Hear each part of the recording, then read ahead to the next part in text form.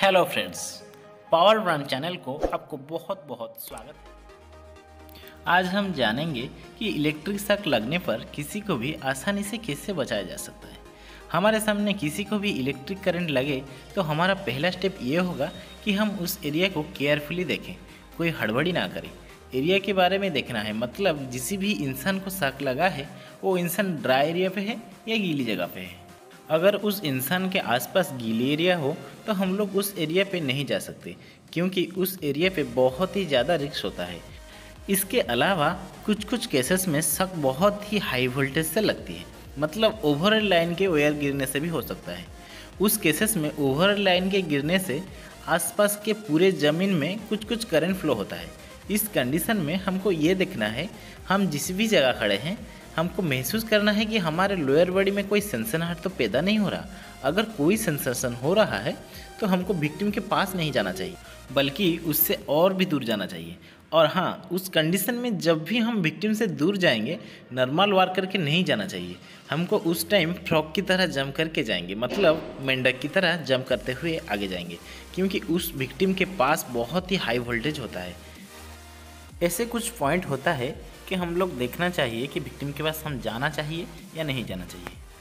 अभी हमको देखना है, जिस भी इलेक्ट्रिक सोर्स से उस इंसान को शॉक लगा है उसे किसी भी प्रकार से डिस्कनेक्ट करना है। कुछ कंडीशन में हमारे पास स्विच, सर्किट ब्रेकर या फिर सोर्स को बंद करने का पॉसिबिलिटी होता है, लेकिन कुछ कंडीशन में हम उस सोर्स को कटअप नहीं कर सकते या कटअप करने के लिए हमको ज़्यादा टाइम लग जाता है।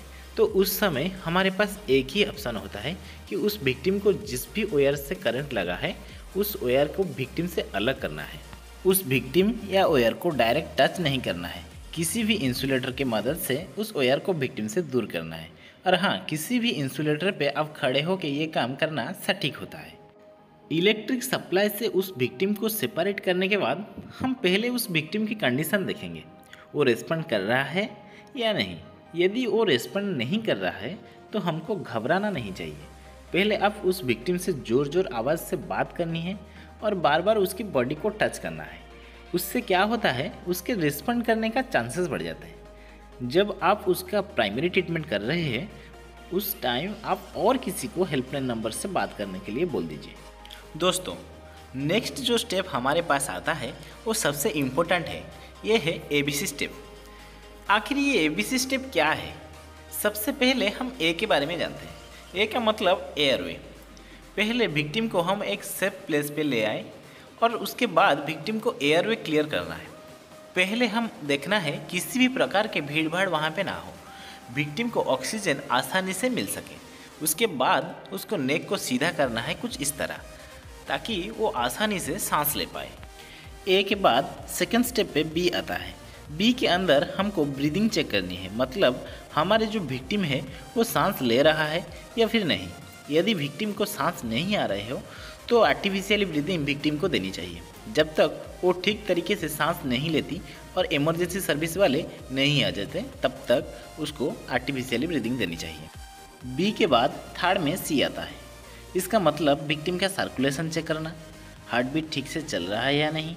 अगर इसमें से हमको कोई भी प्रॉब्लम लगे तो उस विक्टिम को CPR देना चाहिए। ये CPR एक प्रकार के फास्ट ट्रीटमेंट होता है। कोई भी इंसान सीरियस कंडीशन में हो, उसने सांस नहीं ले पा रहा हो या उसकी हार्ट बीट चल नहीं रहा, उस कंडीशन में उस इंसान को CPR दिया जाता है। ये सबको सीख लेनी चाहिए। जब तक इमरजेंसी वाले नहीं आ जाते हम लोग बारी बारी करके विक्टिम को कंटिन्यूसली CPR देना चाहिए, ताकि उसका कंडीशन ठीक ठाक रहे। किसी भी इंसान को जब करंट लगता है तो उसकी बॉडी का टेम्परेचर बहुत ही जल्दी गिरने लगता है। उस टाइम विक्टिम को एक चादर से लिपट देना चाहिए, और हाँ, चादर को इस प्रकार से ओढ़ लेना चाहिए जैसे कि विक्टिम को अच्छी तरह से सांस ले पाए।